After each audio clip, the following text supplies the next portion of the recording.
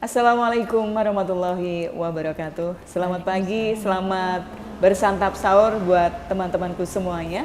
Masih dari Merbabu 67 Ponorogo, program Obsesi Obrolan Sehat Sahur Dini Hari Gemasri FM bersama dengan RSU Muhammadiyah. Pasti Anda sudah nungguin ya. Kemarin kita udah membahas masalah inverted and flat nipple breastfeeding dan tips kelola produksi ASI saat berpuasa. Ini program ini bukan hanya bagi ibu-ibu aja loh ya, tapi bapak-bapak pun juga harus peduli. Wong bikinnya bareng-bareng, masa yang sedih hanya ibunya doang. Maaf ya tapi. Baik, masih ada Mbak Gavin juga di pagi ini. Mbak Gavin, kabar baik ya? Alhamdulillah. Mbak Yati juga. Alhamdulillah baik. Ya, kalau pada episode sebelumnya kita udah membahas itu apa yang dinamakan puting tenggelam, kemudian puting datar ya, termasuk juga cara-caranya bagaimana solusinya seperti itu udah banyak dikasih sama Mbak Yeti. Nah, kalau seingat saya pada saat itu di akhir-akhir gitu ya, Mbak Yeti sempat menyampaikan soal nawoni. Nawoni itu mungkin ibu-ibu pernah mengalami juga ya. Jadi pas menyusui tiba-tiba ASINya itu udah penuh, terus kemudian tidak segera diberikan ke bayi, mungkin karena kerjanya itu terlalu lama dan akhirnya jadi bededek istilahnya ya, keras gitu ya Mbak, mengeras gitu, membendung. Nah membendung jadi bendungan, tapi bendungan ASI. Iya, kalau di Jawa, bahasa Jawa orang tua menyebutnya dengan nawoni. Kalau di dunia medis apa itu Mbak Yati Kalau namanya? di dunia medis, nawoni itu disebut dengan mastitis. Mastitis atau bendungan ASI. Ini gitu. Mas Titis atau Mbak Titis ini? Mas titis ya. Jadi mastitis itu ciri-cirinya itu payudaranya bengkak, terus kemerahan, terus biasanya agak disertai dengan ibunya panas, greges-greges kayak gitu. Itu sebenarnya bukan infeksi ya panasnya itu Mbak? Ya sudah agak infeksi sih kalau udah ada ciri-ciri panas. Jadi ada beberapa proses nawoni itu yang pertama itu bendungan ASI. Jadi ASINya itu banyak tapi tidak bisa keluar, jadi benar-benar payudara itu terasa keras kayak gitu. Itu ibunya biasanya belum panas. Nah ketika dia sudah semakin keras dan kadang ASINya itu malah tidak bisa keluar karena bagian yang keras itu menyumbat jalur keluarnya ASI yang namanya ductus lactiferus itu tadi, itu malah kadang ASINya tidak bisa keluar, sehingga kita harus mengatasi dengan berbagai cara. Harus breast care, harus dipompa ASINya kayak gitu, harus dilakukan pemijatan seperti itu. Nah itu akan berlanjut pada kondisi yang lebih serius lagi yang namanya abses. Abses itu payudaranya semakin bengkak, mengkilap, nyeri hebat, kemudian seperti ada yang menggumpal tapi tidak bisa dikeluarkan dan bagian itu sangat keras dan ASINya itu biasanya sudah bercampur dengan nanah karena sudah terjadi infeksi. Pada awal-awal kayaknya bening gitu ya Mbak ya, beda dengan ASI kebanyakan toh? Iya bening, terus kan kuning kayak gitu ya, terus itu agak putih. Nah ketika terjadi abses itu ASINya itu udah bercampur sama nanah kayak gitu. Bahaya nggak ini? Bahaya. Jadi kalau baik sudah, ke ibu maupun ke bayinya? Iya, kalau ketika kondisi bendungan ASI itu masih bisa kita atasi dengan breast care dan sebagainya. Kemudian dalam kondisi mastitis itu juga masih bisa kita pompa ASINya, kita lakukan masas. Dan ketika sudah menjadi abses itu kita harus kolaborasi dengan dokter dan dilakukan insisi. Insisi itu kita lakukan. Harus dioperasi atau dibedah? Iya, dibedah. Dilakukan pembedahan kalau sudah dalam tahap yang namanya abses mame. Itu sudah ada nanahnya di payudara, jadi kita harus keluarkan dan bayinya sementara tidak menyusu pada payudara yang abses gitu. Jadi untuk penanganan abses itu nanti ya dibuat sayatan kecil di dekatnya puting seperti ini, kemudian dikeluarkan nanahnya yang ada di dalam payudara. Biasanya dokter akan memasang drainase, jadi dikasih saluran gitu ya. Saluran untuk mengeluarkan ASINya. Jadi biasanya dipasang pakai handscoon kayak gitu yang karet, kemudian atau dimasukin kasa. Jadi supaya lubangnya ini tetap terbuka sehingga nanahnya itu bisa keluar sendiri sampai bersih seperti itu. Ciri-cirinya bersih biasanya keluarnya itu sudah enggak keluar lagi nanahnya atau keluar ini sampai enggak keluar sama sekali nanahnya. Di kondisi berapa hari Mbak? Ini sudah dalam bentuk ada nanahnya seperti itu? Jadi tidak ada patokan harinya, tapi dari proses bendungan ASI kemudian mastitis dan sampai ke abses itu kalau tidak diatasi, misalnya bendungan dibiarkan, harusnya kan bendungan ASI segera disusukan, dikosongkan payudaranya entah dipompa atau menyusui. Kemudian ketika terjadi mastitis itu harus dilakukan masas, kemudian dikeluarkan ASI-nya. Itu kalau diatasi dengan tepat tidak akan terjadi komplikasi yang lebih serius yang namanya abses. Kalau sudah abses kita itu harus konsul ke dokter bedah dan harus dilakukan operasi. Jadi kita dibikin sayatan di payudaranya ini untuk mengeluarkan nanah yang ada di dalam payudara. Itu sudah masuk ke tahap infeksi gitu. Saya sempat dengar itu bahkan bisa apa ya istilahnya jebrot gitu ya Mbak? Iya, jadi kayak udun yang pecah gitu. Karena ini sudah terjadi infeksi, jadi sini tuh banyak nanahnya. Jadi ada mungkin ketika tidak dikasih lubang untuk mengeluarkan ini nanahnya, itu kadang keluar sendiri dan membentuk luka. Membentuk luka seperti udun yang pecah kayak gitu Mbak Ii. Jadi menyusuilah para ibu-ibu. Seberapa ibu ini seberapa bahayanya Mbak kalau misalnya sudah mecah kemudian istilahnya jebrot, apakah bisa ke penyakit berat? Ya kalau bisa sepsis. Jadi sepsis itu infeksi yang meluas yang lebih serius lagi. Jadi infeksinya bisa kemana-mana. Kalau infeksi itu kan misalnya di payudaranya aja. Kalau misalnya sepsis itu bisa meluas ke seluruh tubuh. Jadi itu sangat berbahaya untuk kalau sudah terjadi abses kalau tidak diatasi dengan cepat seperti itu. Iya. Berarti kalau pas memberikan ASI ke bayi harus ada hitungan jamnya dong Mbak, agar tidak ada bendungan ASI ini. Kalau memberikan ASI ke bayi sebenarnya kita tidak ada jadwal, jadi menyusui tanpa jadwal atau on demand. Jadi menyusui ketika bayinya mau, walaupun 15 menit sudah lapar lagi ya disusui lagi, senangis disusui. Itu kendalanya bagi ini ibu-ibu yang wanita karir kan Mbak? Iya, tapi kan bisa dengan cara-cara yang lain. Kita pakai ASI perah kayak gitu Mbak Ii. Jadi untuk ibu pekerja itu bukan halangan untuk tidak memberikan ASI. Jadi tetap bisa memberikan ASI dengan berbagai cara. Agar tidak ada faktor risiko seperti itu. Jadi ketika bayi itu di rumah dia minum dengan ritme 1-2 jam sekali, kita berarti ketika di kantor waktu bekerja kita juga harus mengeluarkan ASI sekitar 2 jam sekali atau 3 jam sekali kayak gitu. Banyak nggak kasus seperti ini Mbak?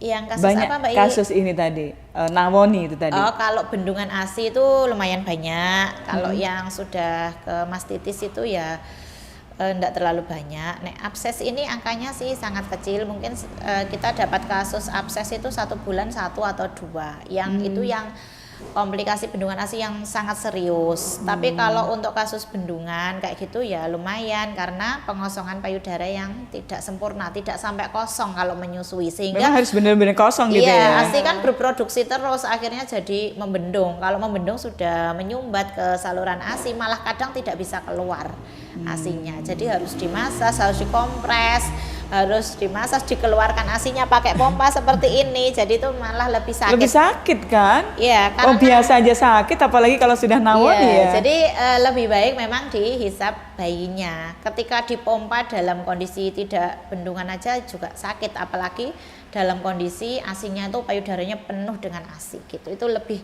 sakit lagi. Jadi memang lebih baik ketika mengosongkan payudara itu ya dengan menyusu langsung ke ibunya gitu. Nggih. Apa yang bisa dilakukan di rumah kalau memang kasusnya seperti itu Mbak, sebelum dibawa ke fasilitas kesehatan? Kalau ketika di rumah terjadi bendungan ASI, itu bisa dilakukan breast care atau massage payudara, kemudian ASI-nya dikosongkan, entah diminumkan ke bayinya atau dipompa. Yang penting ASI-nya itu bisa keluar semuanya. Kalau pengen tuntas itu diminumkan bayinya memang. Jadi dengan dihisap bayinya itu jauh lebih baik, lebih tuntas untuk mengosongkan payudara daripada dipompa. Nah, ketika dipompa itu bagian ASI yang keluar ini mungkin bisa sini, tapi mungkin kadang ASI itu kan ya sampai sini ya Mbak I, sampai dada, sampai atas rasanya kan. Nah, ketika itu. dipompa itu kan tidak bisa keluar semua, mungkin yang area payudara aja yang bisa keluar kan ASI-nya, padahal ASI-nya kadang kerasnya itu kan sampai ke atas sini kan, sakit banget itu. Sakit banget, jadi lebih baik memang menyusu langsung bayinya. Ketika tidak bisa menyusu langsung itu dipompa dulu, kemudian juga dimasas biar ini ASI-nya bisa keluar. Kalau sudah terlanjur mau mengeras itu Mbak, apa? Kalau sudah terlanjur mengeras, silakan datang ke bidan atau klinik laktasi. Tiap saat bisa ya? Kalau di RSU Muhammadiyah hari Senin sampai Kamis pagi saja. Tapi kalau untuk di bidan praktek gitu kan tergantung bidannya bukanya jam berapa gitu. Silakan berkonsultasi, nanti akan diperiksa oleh bidannya.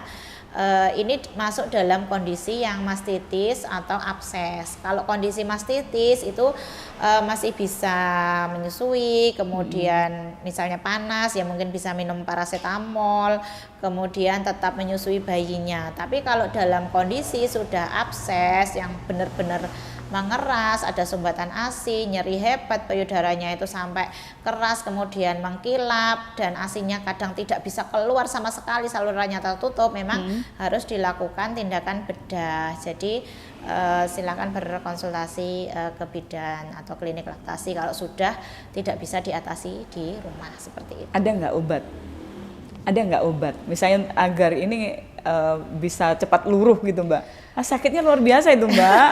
Obat peluruh ASI gitu, obat peluruh ASI tidak ada. Jadi adanya obat penghenti ASI atau obat melancarkan ASI. Tapi kalau jangan obat, ya. Iya. Eman-eman nanti ke depannya sama bayinya kan? Iya, Mbak Ii. Jadi memang lebih baik memang untuk mengatasi itu disusukan ke bayinya atau dipompa.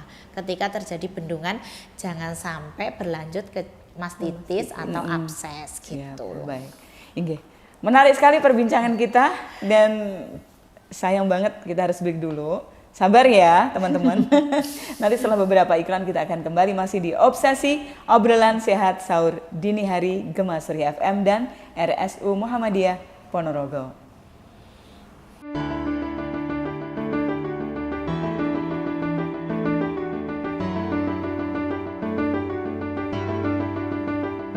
Baik, masih bersama di program Obsesi, Obrolan Sehat Sahur Dini Hari 94,2 Gema Surya FM bersama dengan RSU Muhammadiyah Ponorogo. Temanya juga masih sama, Inverted and Flat Nipple, Breastfeeding, dan tips kelola produksi ASI saat berpuasa bersama dengan Mbak Yeti Yuharini ya, bidan dari RSU Muhammadiyah Ponorogo. Gimana nggak Vin? Kita lanjutin lagi. Kalau tadi kan kita sudah berbicara tentang nawoni ya Mbak I, atau kalau dalam bahasa medisnya itu mastitis atau bendungan ASI. Mungkin sekarang kita akan membicarakan tentang bayi yang cenderung menyusunya itu cuma di satu payudara sehingga menyebabkan payudara itu besar sebelah. Jadi gimana Mbak? Kalau besar sebelah odat-odat ya. Tahu nggak? Mainan zaman itu dulu kita yang dipijit sini ya, yang balon yang besar sebelah itu ya. Susi kiri dipijit yang bunyi tat gitu. Ya monggo Mbak Yeti, itu kalau dalam medisnya bagaimana? Jadi untuk bayi biasanya ada kecenderungan. Mbak, saya Mbak tak gendong ini tuh Mbak. Monggo. Jadi kepengen gendong saya. Udah lama nggak gendong bayi. Jadi untuk payudara besar sebelah itu payudara yang lebih sering disusu itu biasanya akan lebih besar gitu. Karena kan ketika bayi menyusu itu produksi ASI-nya kan semakin lancar. Nah, ketika payudara yang tidak dihisap itu biasanya kan produksi ASI-nya malah jauh berkurang daripada payudara yang sering dihisap oleh bayinya. Jadi bisa memungkinkan untuk payudara itu besar sebelah seperti itu. Tapi itu kondisi normal, karena dalam kondisi normal pun tidak menyusui itu kadang memang dari secara anatomi itu ada memang yang mungkin lebih besar salah satu sisi payudara seperti itu. Tapi kalau dalam kondisi menyusui biasanya payudara yang menghasilkan ASI lebih banyak dan sering dihisap oleh bayinya itu biasanya akan lebih besar ukurannya daripada payudara yang tidak dihisap, karena ketika tidak dihisap itu kan dia produksi ASI-nya juga tidak begitu banyak, karena hisapan bayi itu merangsang produksinya ASI gitu. Artinya harus seimbang gitu. Iya, kalau menyusui itu harus seimbang. Tekniknya Jadi gimana nih? kanan kiri bergantian. Kanan kiri. Jadi kanan Duluan kiri yang mana ini, bergantian. Mbak? Nah, duluan yang kanan. Kan selalu dahulukan yang kanan. Oh gitu. Oh iya, benar. Jadi ketika kita menyusu, misalnya menyusu pada jam 6 pagi, kita mendahulukan payudara yang kanan. Nah, nanti bayinya 1 jam lagi nangis, kayak gitu. Kemudian kita susukan yang sebelah kiri. Oh, tekniknya gitu ya. Kirain Iya. misalnya kan dalam satu waktu menyusui Iya. itu misalnya 30 menit itu ya. Iya. 15 menit kanan dulu, 15 menit kiri gitu. Enggak gitu ya? Iya bisa juga, tapi kan bayinya akhirnya dapat ASI yang depan saja, dari formik saja, tidak hilmiknya tidak dapat. Jadi menyusui itu memang harus sampai kosong payudaranya kayak gitu. Oh, gitu ya tujuannya ya. Iya, Gantian. jadi ya 1 jam yang kanan, 1 jam Iya. kemudian yang kiri Iya, gitu Atau ya. mungkin kalau bayi sudah kenyang satu sisi payudara, satu sisi payudaranya bisa diperah gitu ya Mbak Yeti Iya ya? bisa, itu juga bisa. Kalau habis itu dia tidur, tidurnya mungkin lama. Misalnya ada bayi yang model rewelan, pampasnya basah nangis, terus BAB nangis, nggak nyaman nangis kayak gitu itu mungkin bisa menyusui kanan kiri bergantian. Tapi kalau dia model yang bayi yang tenang, ketika dia kenyang terus tidurnya lama 2 jam, nah sedangkan payudara yang sebelah yang tidak disusukan itu kan dia akan berproduksi terus kan ASI-nya. Itu bisa dengan misalnya ketika payudara dihisapkan itu yang payudara sebelahnya bisa dipompa seperti itu. Nah, misalnya sudah dipompa dapat separuh, bayinya kebetulan bangun, yaitu kita susukan sampai payudara terasa kosong. Karena kan kalau dipompa itu tidak bisa mengosongkan payudara secara sempurna ASI-nya kayak gitu. Jadi mungkin sisanya yang dipompa karena kan cerminan memompa ASI itu bukan cerminan isi ASI di dalam payudara berapa mili. Jadi memang ketika dipompa itu tidak bisa mengeluarkan ASI secara maksimal. Ketika dipompa sisanya itu diminumkan bayinya. Jadi sisa payudaranya. Misalnya ketika dipompa dapat 100 mili kayak gitu ya. Tapi payudara masih terasa agak berat gitu, bisa ketika bayinya bangun kita minumkan di payudara yang kita pompa tadi. Jadi yang ini kan sudah habis diminum yang kiri, kemudian kita ganti yang kanan. Oh, yang kanan tadi penuh payudaranya, saya pompa dulu 100 mili gitu untuk simpanan stok nanti kerja kayak gitu ya. Jadi sisanya itu nanti bisa diminumkan ke bayinya. Berarti gitu. kalau misalnya nyimpen susu yang sudah dipompa itu tadi ya Mbak ya, dikasih tulisan ini payudara kiri, ini payudara kanan gitu ya. Ditanggain aja ya Mbak, dipakai pulpen gitu. Tapi kan kita ngerasain kan, jadi insya Allah hafal lah. Iya. Oke. Tapi saya sendiri juga mengalami Mbak Ye, dulu anak saya itu kecenderungannya lebih ke Kiri. kiri, ke kiri. Sama anak saya juga Apa karena posisi pada saat menyusui, pada saat tidur tuh enakannya Yang kiri, kiri dulu gitu ya. mungkin ya. Kalau saya sih lebih ke tidak ewoh kalau menyusui yang kiri. Iya. Jadi lebih sering ke kiri. Oke, ini ada satu pertanyaan, mumpung ditanyakan tadi soal apa Kanan besar kiri sebelah gitu ya. Mbak Gavin sudah cerita kalau lebih seneng yang kiri. Apa benar ini Mbak? Kata orang tua dulu, yang namanya payudara sebelah kanan itu lebih ke obat, rasanya pahit, makanya banyak yang suka yang kiri. Nah, gimana? Mitos. Kayak Mbak Ye itu udah mencicipi, jadi bilang mitos ini. Iya, kalau saya itu kan memang ketika bekerja pakai ASI perah ya, jadi saya itu mencicipi rasa ASInya, basi apa enggak gitu. Saya merasakan itu rasanya sama kok.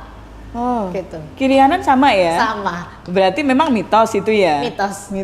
Sudah dibuktikan dengan mencicipi langsung. Iya. Kalau buat orang-orang yang belum pernah mencicipi mungkin punya pendapat seperti itu sah-sah saja ya? Iya, sah-sah aja. Coba dicicipi ya kalau nggak cicipi percaya ya. asinya, rasanya sama. Yang dimakan kan sama, keluarnya pastinya juga sama. Baik. Tahan berapa jam sih sebenarnya? 6 jam tahan. Susu itu ya? Iya. ASI itu ya? Iya, 6 sampai 8 jam di kondisi udara luas. Suhu Tapi saya Kalau di pakai yang kulkas? 6 jam. Suhu ruangan ya. Kalau di ruang. kulkas?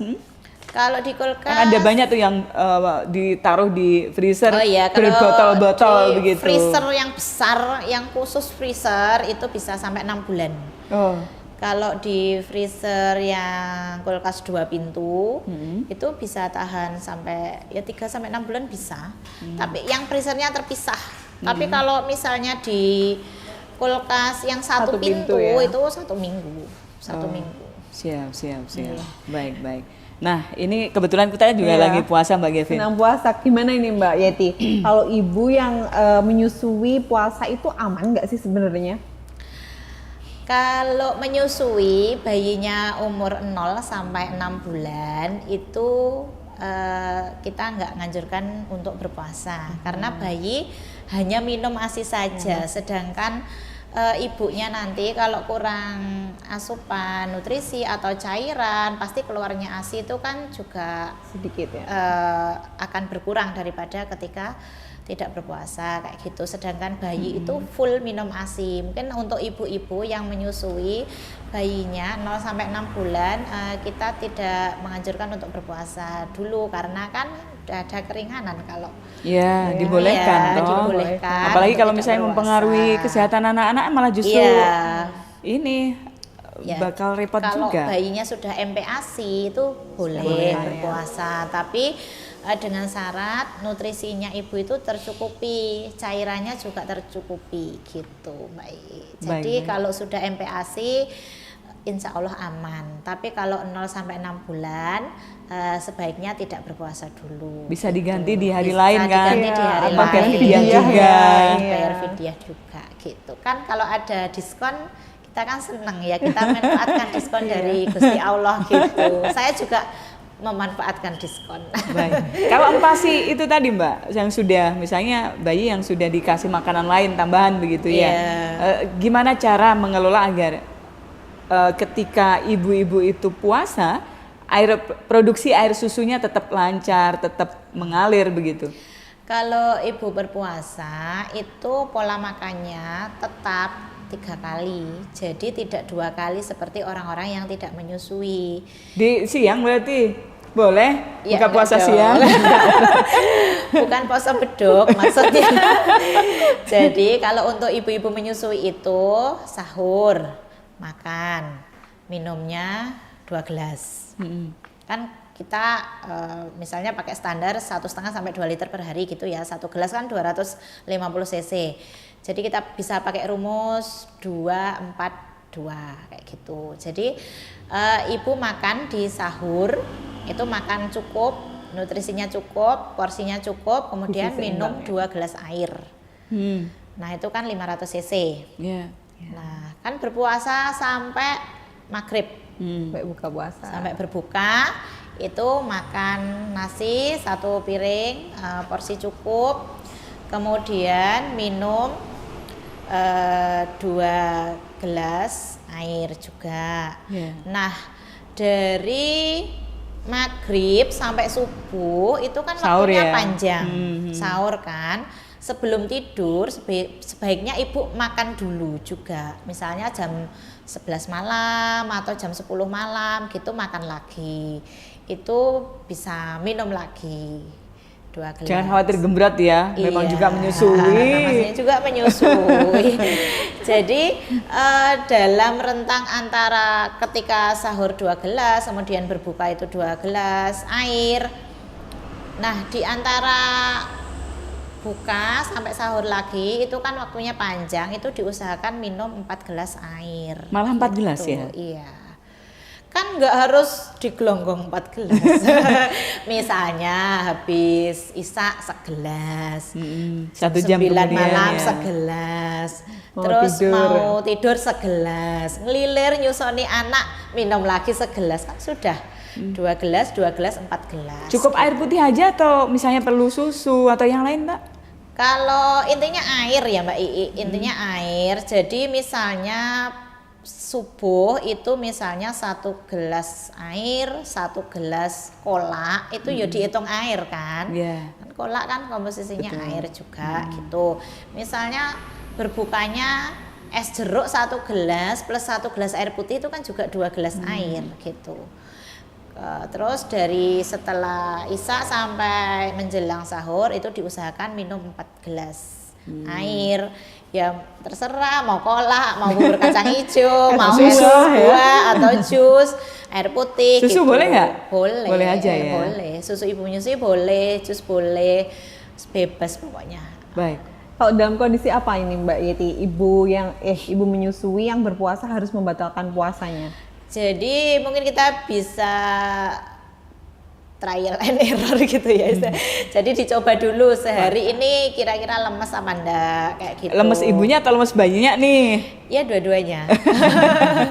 Jadi ketika ibunya itu merasa pusing, kemudian lemas, tidak bertenaga atau produksi ASI-nya berkurang sehingga bayinya ini rewel atau misalnya bayinya jadi panas karena dehidrasi kayak gitu ya sebaiknya ya tidak berpuasa dulu gitu walaupun bayinya kadang sudah MPASI kayak gitu. Tapi kalau memang kuat, ibunya kuat dan tidak mempengaruhi jumlah produksi ASI, kemudian bayinya juga sehat, itu insya Allah tidak apa-apa. Jadi mungkin ya memang perlu dicoba dulu untuk bayi-bayi yang sudah MPASI. Kalau ibunya mau mencoba puasa itu monggo bisa dicoba untuk berpuasa dulu.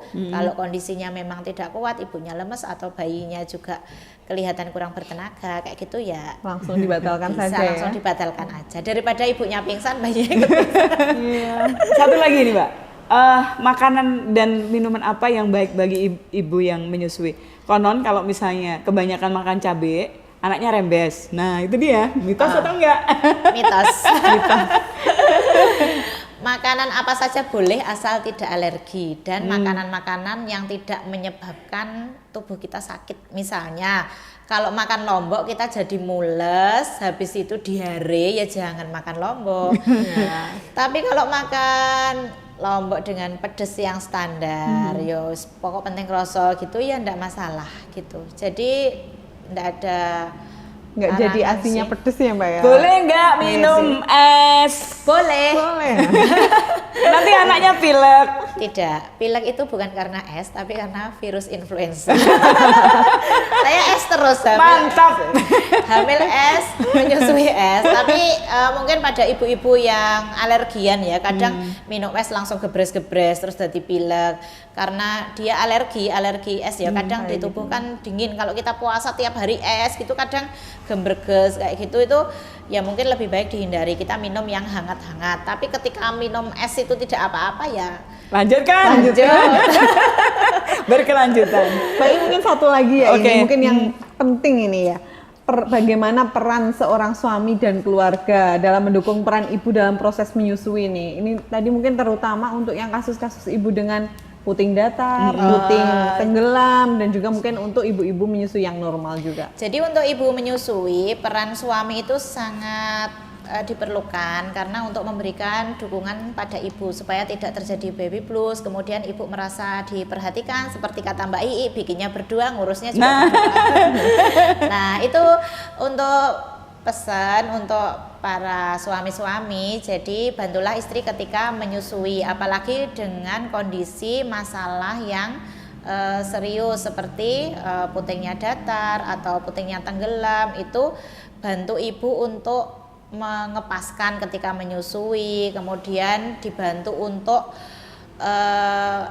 memangku bayinya, kemudian ketika ngepaskan memberikan ASI itu juga ikut membantu. Intinya suami istri itu harus saling bekerja sama, harus saling mendukung ketika istrinya menyusui, karena kita digendongkan aja itu senengnya luar Iya. biasa.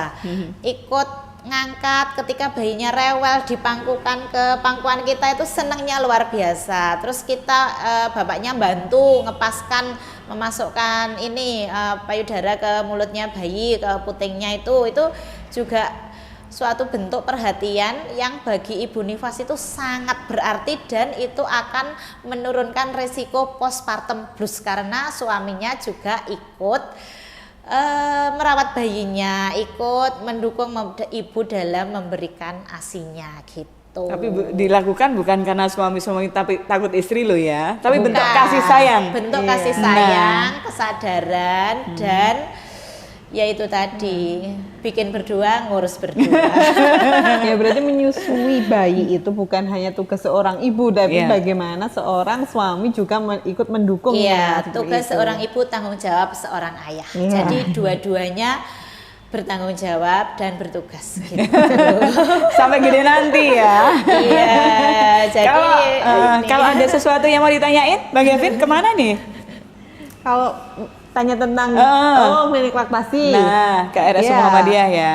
Ya, kalau misalnya ada ibu yang mempunyai keluhan tentang masalah menyusui, bisa langsung daftar ke klinik laktasi RS Muhammadiyah Ponorogo. Mbak Yeti ini praktek setiap hari Senin sampai Kamis ya Mbak Yeti ya, mulai dari pagi sampai siang. Jadi mungkin kalau ada ibu-ibu yang ada masalah nih tentang menyusui, bisa banget sebelum sebelum melahirkan ataupun saat sesudah melahirkan. Biasanya gitu. banyak masalah di situ ya. Iya. Oke.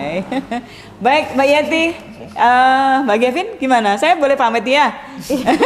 Ini saya bawa Makasih, Mbak bayinya. Yeti. Saya gendong nih. Jadi saya pakai itu untuk alat peraga menyusui. Biasanya ternyata ya. gede juga. Iya. Sebayi itu. Baik, sampai di sini kebersamaan kita di program Obsesi 94,2 Gemasri FM yang didukung penuh oleh RSU Muhammadiyah Ponorogo, mudah, nyaman, dan islami. Terima kasih untuk kebersamaan Anda. Selamat pagi dan Assalamualaikum warahmatullahi wabarakatuh.